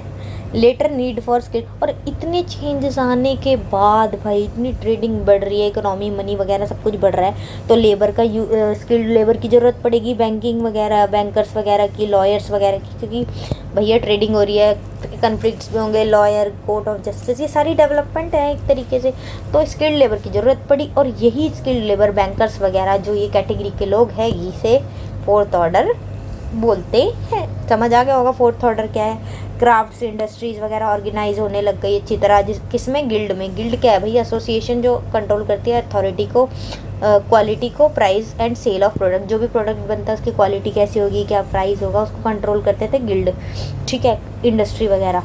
अब गिल्ड हॉल होता था हर टाउन में, जहाँ पे कुछ फंक्शंस वगैरह होते थे, म्यूजिशियंस होते थे वहाँ पे। फंक्शन बिना म्यूजिशियंस के क्या ही होगा, गार्ड्स होते थे, कोई भी यहाँ पे ट्रैवलर आते थे उनको ध्यान रखने के लिए इनकीपर्स भी वहाँ पे रहते थे। 11वीं सेंचुरी के एंड आते आते नए ट्रेड रूट्स भी बन गए, मतलब दूसरी कंट्री से इस कंट्री में आने के लिए ट्रेडिंग के पर्पज से रूट्स निकलने लग गए, रास्ते वेस्ट एशिया से स्टार्ट हुए ये बनना। तो और लोग भी कंट्री से ट्रेडिंग होना शुरू हो गई, इंग्लिश ट्रेडर्स आए टिन बेचने के लिए, मर्चेंट्स गए exchange of furs and hunting hawks for clothes का एक्सचेंज करने के लिए, जो फर वर होते हैं ना सर्दी की जगहों पे जो पहनते हैं, वो चीज़ों के एक्सचेंज के लिए रूट्स का यूज़ होने लग गया। मतलब डेवलपमेंट देखो इस तरीके से हुई पूरे यूरोप में। 12वीं सेंचुरी में फ्रांस के अंदर क्राफ्ट्स और कॉमर्स की बहुत ज़्यादा ग्रोथ हुई, कला क्राफ्ट जो भी होता है और कॉमर्स ट्रेड रिलेटेड चीज़ें जो भी थी वो बहुत ज़्यादा ग्रो हुई, ट्रेड बढ़ा बहुत अच्छे लेवल पे। मर्चेंट जो थे वो और भी रिच पावरफुल हो गए। अब जब पावर आ रही है लोगों में, काम धंधा कर रही हैं, तो क्या नोबल्स की सुनेंगे? अब किस लिए सुने भाई, तुम्हारी हमें नहीं चाहिए तुम्हारा कोई कंट्रोल। तो एक तरीके से उनसे दुश्मनी सी करने लगे नोबिलिटी से, वो शुरू हो गई राइवलरी। कैथेड्रल टाउन्स की अब बात करते हैं। कैथेड्रल किसे कहते हैं? Cathedral are large churches. ये देखो जो बड़े बड़े चर्च होते हैं उन्हें बोलते हैं कैथेड्रल। तो कैथेड्रल के अक्रॉस टाउन्स होते थे, जहाँ पे कैथेड्रल होता था टाउन्स में उन्हें कैथेड्रल टाउन्स बोलते थे। अब कैथेड्रल टाउन्स कैसे चलता था, इतने बड़े बड़े क्यों बने कैथेड्रल्स, कैसे बन गए भाई? फ्रांस में बने, वहाँ से स्टार्ट हुए, मेनली वहीं होते हैं। Because of donation by rich merchants, मैंने बताया ना उनको अपनी सर्विसेज कस्टम्स परफॉर्म करवाने होते थे। चर्चेस क्लर्जी पीपल से ही करवाएंगे, तो उनको डोनेशन देते थे, उनके पास पैसे, तो बड़े बड़े चर्च बनाने लग गए वो। मोनेस्ट्रीज़ वगैरह से बिलोंग कर देते थे ये, क्योंकि वही रिलीजियस पीपल है भाई, तो उधर ही होंगे ज़्यादातर, डीपली रिलीजियस तो वही होते थे मॉन्क्स वगैरह, तो मोनेस्ट्रीज से बिलोंग करते थे ये, चर्च वगैरह उनसे कनेक्टेड थे। और स्टोन से बने होते थे, इसलिए बनने में बहुत ज़्यादा टाइम लेते थे। और इसके आसपास का एरिया जो था वहाँ बहुत ज़्यादा पॉपुलेशन थी। अब इसी इतनी अच्छी जगह, रिलीजियस प्लेस, सबको प्रेयर करनी है, तो ज़्यादातर पॉपुलेशन वही रहती थी टाउन्स के अराउंड। सेंटर ऑफ पिलग्रिमेज, लोग धर्म यात्रा भी करते थे, धार्मिक यात्राएं यहाँ पे। स्मॉल टाउन बनने लगा अराउंड दैम। और ऐसी देखो इतनी सुंदर ग्लास की विंडोज़ यूज़ होती थी वहाँ पे, देखो इन चर्चेज़ में, कैथेड्रल्स में, देखो कितनी प्यारी है। Bells use to call people for prayer, bell use होती थी, दूर दूर से लोगों तक आवाज़ जाती थी उस बेल की, तो उसको प्रेयर के लिए लोगों को बुलाने के लिए यूज़ होते थे। इस तरीके से डिज़ाइन किए गए थे ये, कि जब हॉल जो होते थे इसके, बहुत सारे लोग उसमें आ पाए, एक तो पहली बात तो ये, दूसरा जो प्रीस्ट बोले वो गूंजे उस हॉल में, इस तरीके से प्रॉपर्ली डिज़ाइन किए गए थे ये। रेडिएंट, बहुत ज़्यादा चमकते थे, रेडिएट करते थे सनलाइट के अंदर, बहुत सुंदर लगते थे ये, देखो ठीक है। ऐसी ऐसी तो विंडोज़ थी। अब 14th सेंचुरी में मैंने आपको बताया था कुछ सिचुएशन ख़राब हुई थी। अब क्या क्राइसिस आए वो थोड़ा अच्छा डिटेल में पढ़ लेते हैं। क्राइसिस आए तो सोसाइटी में भी प्रॉब्लम हो गया, अनरेस्ट होगा, अकाल आने लग गया, जो कैटल थे उनके जो पीजेंट्स रखते थे जानवर जिस पे डिपेंडेंट थे वो भी कम हो गई उनकी पॉपुलेशन, और जो लोग थे वो बढ़ गए लोगों की पॉपुलेशन, और रिसोर्सेज कम होते गए भाई। जब अकाल आएगा तो रिसोर्सेज कम ही होंगे, बढ़ेंगे तो नहीं। ना प्रॉपर सॉइल को वो बचा के रख पाते थे। पहले कुछ सिस्टम चलता था, 3 फील्ड सिस्टम ये वो, लेकिन टाइम के साथ चीज़ें चेंज हुई, लिमिटेड हुई, तो 3 फील्ड सिस्टम भी एक्सप्लॉइट कर गया चीज़ों को, सॉइल को ढंग से ध्यान नहीं रख पाए, तो प्रोडक्शन तो हो ही नहीं पाएगी, तो अकाल पड़ेगा भाई। Less income in taxes for government, tax में कम मिलने लग गए पैसे गवर्नमेंट को, तो उसके पास रेवेन्यू कम आ रहा है, तो वो कुछ करेगा भी क्या डेवलपमेंट के लिए गवर्नमेंट। स्टॉर्म्स आने लग गए, फ्लडिंग आने लग गई, फ्लड्स वगैरह आने लग गए भैया ओशन से। इकोनॉमिक एक्सपेंशन जो थी, जैसे जैसे इकोनॉमी एक्सपैंड कर रही थी वो थोड़ी कम हो गई 14th सेंचुरी में। वॉर अर्लियर ना, पहले वार्म समर्स थी, मतलब मैंने बताया ना जब कोल्ड क्लाइमेट होता है तो क्रॉप के लिए जो सीज़न चाहिए होता है, ग्रोइंग सीज़न, वो कम हो जाता है कोल्ड में। तो पहले अर्लियर समर चलती थी, पिछले 300 साल तक ऐसा क्लाइमेट रहा जहाँ पे अच्छे से काम हो रहा है, ग्रोइंग सीज़न भी ज़्यादा है। लेकिन इसके बाद आ गया भाई बिटरली कोल्ड समर्स। अब ये कोल्ड समर क्या है, मतलब थोड़ा ठंडा टाइम, गर्मियाँ भी इतनी ठंडी होती थी उस टाइम में, जो गर्मियों का टाइम होता था, तो ग्रोइंग सीज़न भी कम हुआ, तो ये वाली सिचुएशन ख़राब हुई पूरी 14th सेंचुरी में। क्राइसिस आ गए बिल्कुल ही। शॉर्टेज ऑफ मेटल मनी, जो पैसा बनता था यूज़ होता था, सिल्वर कॉइन्स यूज़ होते थे, उसका जो सिल्वर बना रहे हैं जो मेटल है उसी की कमी होने लग गई, जो कि मेनली कहाँ पे बनता था, ऑस्ट्रिया एंड सर्बिया में, बताओ। तो फिर जो सिल्वर प्योर नहीं होता था उसको बाकी के चीप मेटल से मिक्स करके यूज़ करने लग गए, पैसे में भी मिलावट। अलॉन्ग विथ शिप्स, अच्छा जब ट्रेड व्रेड ये सब चीज़ें है इतनी ज़्यादा, पोर्ट्स पे शिप आ रही है भाई, क्योंकि दूसरी जगहों से तो गुड्स वहीं से उसी के थ्रू आएंगे, शिप्स के थ्रू। हेलीकॉप्टर और ये सब तो थे नहीं उस टाइम पर, इतने ज़्यादा एडवांस चीज़ें नहीं हुई थी। अब शिप्स से आ रहे हैं गुड्स, और उसके साथ आ गए भैया रैट्स दूसरी जगह से, यूरोप में शिप के साथ क्या आ गए, रैट्स, और वो ले आए ब्यूबोनिक प्लेग बीमारी भाई, इतनी भयंकर डेडली इन्फेक्शन, जिसको जाने लग गया ब्लैक डेथ के नाम से, क्योंकि इतने लोगों को ये इफेक्ट करता गया, एक से दूसरे को तीसरे को। इतनी गंदी सिचुएशन आ गई यूरोप में कि 20% of people in whole Europe मर गए, 20% लोग मर गए, और कुछ जगहों पे तो 40% पॉपुलेशन कम हो गई। ऐसी सिचुएशन आई, देखो कैसे मर गए हैं लोग, और पता नहीं कुछ सॉल्यूशन क्या है इसका, कैसे क्योर करे इसे। अब जब ये सिचुएशन हो जाएगी तो ट्रेड कॉमर्स चल पाएगा कि, लोग ही कम रहे हैं तो काम धंधा कैसे चलेगा। ट्रेडर कॉमर्स भी ऐसी ख़राब हो गई, तो इकोनॉमी में भी क्राइसिस आ गई, इतना इफेक्ट कर गया, सोशल डिसलोकेशन हो गई, लोग इधर से उधर हो गए, बहुत प्रॉब्लम आई, मतलब इस लेवल पे इस चीज़ ने अफेक्ट किया लोगों को। 73 मिलियन पीपल थे 1300 में, वो कम होके हो गए 45 मिलियन 1400 में। बताओ कितना डिफरेंस आ रहा है। शॉर्टेज, लेबर की शॉर्टेज हो गई जब लोग इतना अफेक्ट हो रहे हैं, तो मनी कॉन्ट्रैक्ट वाली सिचुएशन लाए लोग के कॉन्ट्रैक्ट वाला सिस्टम लाते हैं जिससे लेबर सर्विस हमें मिल पाए। लालच में आके चलो पहले मनी का इतना कॉन्ट्रैक्ट कर लेते हैं, सर्विस मिलेगी लेबर, क्योंकि लेबर की कमी थी। लेकिन पीजेंट ने इसको अपोज करा कि नहीं ये गलत चीज़ है, जो भी समझदार लोग थे, क्योंकि उन्हें पता है ये तो एक बहकावे वाली बात है कि हम कॉन्ट्रैक्ट कर लेते हैं, अल्टीमेटली हमारा नुकसान ही है। पहले ही हम कम है, हमें पागल बनाना चाहते हैं ये बस। तो इन्होंने रिवोल्ट करा पीजेंट्स ने, फ्लैंडर्स, फ्रांस और इंग्लैंड में इस जगह पे, और सीवियर रिप्रेशन, बड़ी बेकार सिचुएशन हो गई। ठीक है, इतने ही बुरे हाल हो गए थे, रिबेलियन होने लगे। लेकिन जो ये पीजेंट्स विरोध करते थे किसी चीज़ का, उसको भी बड़े बुरी तरीके से दबा दिया जाता था। ठीक है, और पॉलिटिकल लेवल पे भी इन सब चीज़ों का जब चेंज हो रहा है तो पॉलिटिकल लेवल पे तो इन सब चेंजेस का इफेक्ट पड़ेगा ही पड़ेगा। तो देखते हैं, थोड़ा सा शॉर्ट में देख लेते हैं ब्रीफली अच्छे से। 15 से 16 सेंचुरीज़ में किंग्स जो थे उनकी मिलिट्री पावर उन्होंने बढ़ाई, फाइनेंशियल पावर भी उन्होंने बढ़ाई।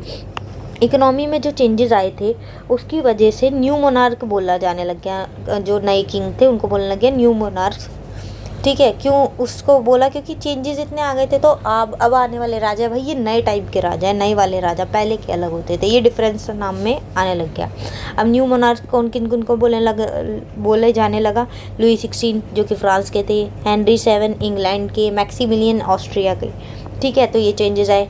अब ये लोग इस टाइम पे ना परमानेंट ब्यूरोक्रेसी बनने लगी जो एडमिनिस्ट्रेशन कंट्रोल करते हैं। जैसे अपने टाइम पे अब होते हैं ना IAS IPS वगैरह जो ब्यूरोक्रेट्स होते हैं, तो परमानेंट ब्यूरोक्रेसी वाला सिस्टम आने लग गया। नेशनल टैक्सेशन, नेशन में टैक्स वाला सिस्टम आ गया, पूरा नेशनल टैक्स होगा बस, ये नहीं किसी को भी दे रहे हो टैक्स।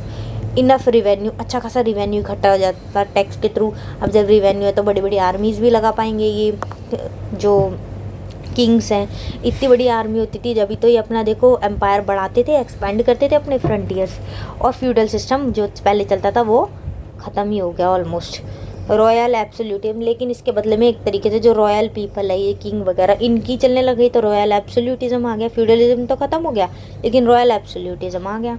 लॉर्ड जो थे वो डोमिनेट करते थे, लेकिन वो पॉलिटिकल सीन में भाई अब डोमिनेट करने लगे लॉर्ड, वैसे नहीं कर रहे तो वैसे सही, पॉलिटिकल सिनेरियो में आ गए। अब पेट्रन और क्लाइंट रिलेशनशिप आई। पेट्रन ये मानी कि बॉस, मतलब बॉस, क्लाइंट जो उनके क्लाइंट है, उनके अंडर जो आते हैं जिसके वो बॉस है, तो इनकी एक रिलेशनशिप वाला सिस्टम चल गया पेट्रन और क्लाइंट के बीच में। अब पेट्रनेज ना मतलब था, एक तरीका था कॉपरेशन लेने का अथॉरिटी वाले लोगों से, बॉस वाले लोगों की हेल्प मिल जाएगी। पेट्रन और हम भाई क्लाइंट है तुम्हारे, अब आपकी एक तरीके से कॉपरेशन ही मिल गई हमें, तो ये सिस्टम चलता था। अब मनी इतना इम्पॉर्टेंट था, पेट्रनेज भी पैसे दे के ही मिलती थी। इम्पॉर्टेंट बैंकिंग वगैरह फैसिलिटीज़ लेनी है, कोर्ट जाना है आपको, लॉयर्स को चाहिए हायर करना है आपको, तो पैसे लगेंगे भाई, इतनी इंपॉर्टेंस फिर चीज़ों की हो गई। और किंग को भी पैसों की ज़रूरत पड़ जाती थी, किंग को भी उधार ही दे देते थे, और वेजेस देने के लिए, वो सोल्जर्स को पैसे देने के लिए किंग उसको यूज़ कर लेता था मनी को। तो मतलब एक तरीका ये, इससे ये चीज़ हुई कि जो नॉन फ्यूडल एलिमेंट्स होते थे, जो पहले तो सिर्फ बिल्कुल लॉर्ड ये सब चल रहा था, वो थोड़े कम हुए स्टेट में।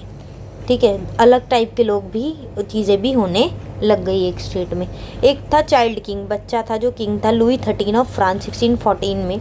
इसने क्या करा, मीटिंग करी एस्टेट जनरल में। एस्टेट जनरल क्या है भाई, 3 हाउस, जैसे पार्लियामेंट होता है ना, मीटिंग हॉल वगैरह, इंपॉर्टेंट डिसीजन जहाँ होते हैं उसे बोलते हैं एस्टेट जनरल। वहाँ पे 3 हाउसेज थे, जैसे अपने लोकसभा राज्यसभा 2 हाउसेज है ना, इसमें थे 3 हाउसेज, जो एक तो रिप्रेजेंट करता था क्लर्जी लोगों को, एक नोबिलिटी को, और बाकी के लोगों को तीसरा हाउस। ठीक है, तो ये इसने मीटिंग करी, लेकिन ना फिर दोबारा उस मीटिंग को बुलाया नहीं 2 सेंचुरी तक। क्यों? क्योंकि जो किंग था वो चाहता ही नहीं था कि वो पावर किसी और के साथ शेयर करे। स्टेट जनरल है भाई, ये अपनी डिमांडें रखेंगे, अपने विचार रखेंगे, तो पावर एक तरीके से बढ़ रही है ना, ये डिसीजन भी लेंगे, तो किंग वो चाहता ही नहीं था। और इंग्लैंड में अब स्पेसिफिकली हम बात करें, ये तो बात हो गई यहाँ की फ्रांस की। अब आते हैं इंग्लैंड पे, देखो तो सिचुएशन कितनी चेंज हो गई। इंग्लैंड में कैसी सिस्टम आ गया और फ्रांस में कैसा सिस्टम। इंग्लैंड का तो अब देखेंगे, देखो और भी अच्छा लेटेस्ट वाला। पहले ना ग्रेट काउंसिल थी जो इंग्लैंड में आया, पार्लियामेंट, उससे भी पहले ग्रेट काउंसिल थी, जो थी वहाँ पे एक काउंसिल जहाँ पे लोगों की सुनी जाती थी, अपने डिसीजन लिए जाते, एक प्रॉपर सिस्टम था। अब आ गया बिल्कुल अच्छे से ये ग्रेटर काउंसिल जो भी थी, ये इसमें कन्वर्ट हो गई पार्लियामेंट में। इसमें बने टू, एक तो हाउस ऑफ लॉर्ड और एक हाउस ऑफ कॉमन। जैसे अपना लोकसभा राज्यसभा वैसे यहाँ पे भी हो गया सिस्टम, एक तो लॉर्ड्स का हाउस और एक कॉमन का। लॉर्ड में रिप्रेजेंट करते थे लॉर्ड्स और क्लर्जी को, इस हाउस में इन्हीं की रिप्रेजेंटेशन थी। और कॉमन्स में आ गए टाउन्स और रूरल एरियाज़ के लोग इसके अंदर आते थे, ठीक है। यहाँ पे डिसीजंस होते थे। तो किंग चार्ल्स वन जो था उन्होंने 11 साल तक रूल किया, लेकिन इस पार्लियामेंट का यूज़ ना वो बस तभी करते थे, तभी बुलाते थे पार्लियामेंट को जब उसको पैसे की ज़रूरत होती थी। ये तो भाई गलत बात है। तो लोग ये देख रहे थे भाई हमारी तो सुनी जा रही, कहने के लिए पार्लियामेंट है, अपनी अपनी चला रहा है ये बंदा चार्ल्स वन, ठीक है। अब क्वीन एलिजाबेथ है, अब जो भी है उसकी बात अलग है, लेकिन उनके देखो एंसेस्टर ये थे इंग्लैंड में। इसकी हरकतों से लोग परेशान, तो पार्लियामेंट के ही लोग कि हमें तो बस तब बुलाते हैं जब पैसों की ज़रूरत होती है। तो इन्हें एग्जीक्यूट कर दिया लोगों ने मिलके, इसको मार दिया। अब इसने मार दिया तो अब वहाँ पे आ गया इंग्लैंड में रिपब्लिक सिस्टम। जैसे अपना है ना प्रेसिडेंट वगैरह है, प्रॉपर पार्लियामेंट में वोट करके हम किसी को बनाते हैं, लोग चुनते हैं, तो वो सिस्टम आ गया। लेकिन ये ना ज़्यादा चल नहीं पाया, तो मोनार्की जो राजा का राज है वो वापस से रिस्टोर हो गया। लेकिन एक चेंज आया कि कंडीशन हो गई कि पार्लियामेंट को बार बार बुलाना पड़ेगा रेगुलरली। ये नहीं कि बस पार्लियामेंट बना दिया उसको यूज़ ही नहीं है। तो मोनार्की वापस आ गई इंग्लैंड में, बट कंडीशन क्या थी, पार्लियामेंट भी रेगुलरली बुलाओ। और देखो फ्रांस में क्या है, फ्रांस में प्रॉपर रिपब्लिक हो गया और यहाँ पे मोनार्की हो गई जो आज तक चली रही है। तो आज के सिनेरियो में अगर देखें तो फ्रांस तो है रिपब्लिक और इंग्लैंड है मोनार्की। डिफरेंट हिस्ट्रीज़ है, क्योंकि देखे ना क्या क्या चेंजेस में डिफरेंस हुए हैं इनके। तो this is all about 3 orders. इसमें हमने 4th ऑर्डर भी पढ़ा, और नोट चाहिए हैं तो कमेंट कर देना, PDF मैं आपको शेयर कर दूँगी। Like share and subscribe. Vinayaka माए मानसी।